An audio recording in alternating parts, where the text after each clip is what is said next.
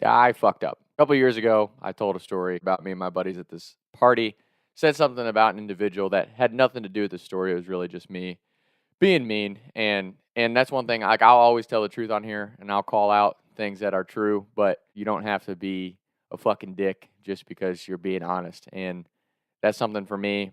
Like I've said on here, I'm far from perfect, and I always take ownership of times when I'm in the wrong. So I just wanted to come on here and make a public apology to that individual. I said some things I wasn't even accurate, and again, completely unnecessary to my story.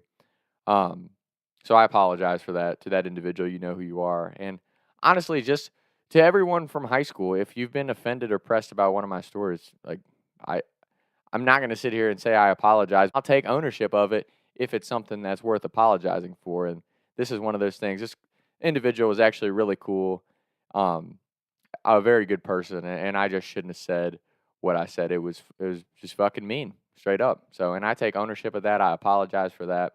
But in the same breath, I would say, hopefully for that person, the beauty found in that is I was simply saying stuff that everyone in the friend group that this individual spent a lot of time in and still, I think, does currently, they were all saying behind this person's back. So while the delivery was totally wrong, in the same breath, hopefully that individual was able to identify who their true friends are from that group and not the people that were saying all the same things that I just aired out on social media behind their back. So, but again, that's for me.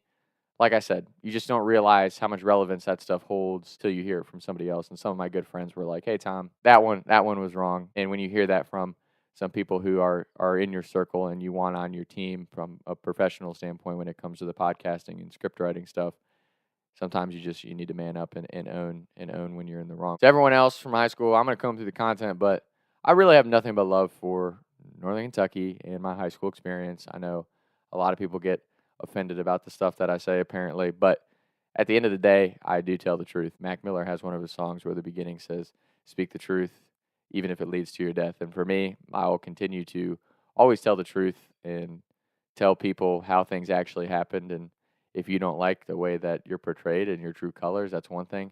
But if I do say something that's fucked up and wrong, I'll own that. And this is the first time doing so. So to that individual, I really do apologize. I thought I apologized when I bought this individual a couple beers months back. If I didn't, we'll make this the official on-air public apology because that was just wrong. That's one thing regardless of what other people were saying, I shouldn't have aired that out, and I shouldn't have said that the way that I did. So I think that's part of being a man.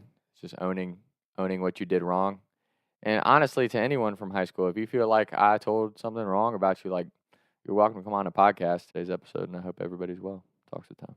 Taking shots by the lake till I can't even breathe no more, see no more. I was riding around town thinking to myself, is it gonna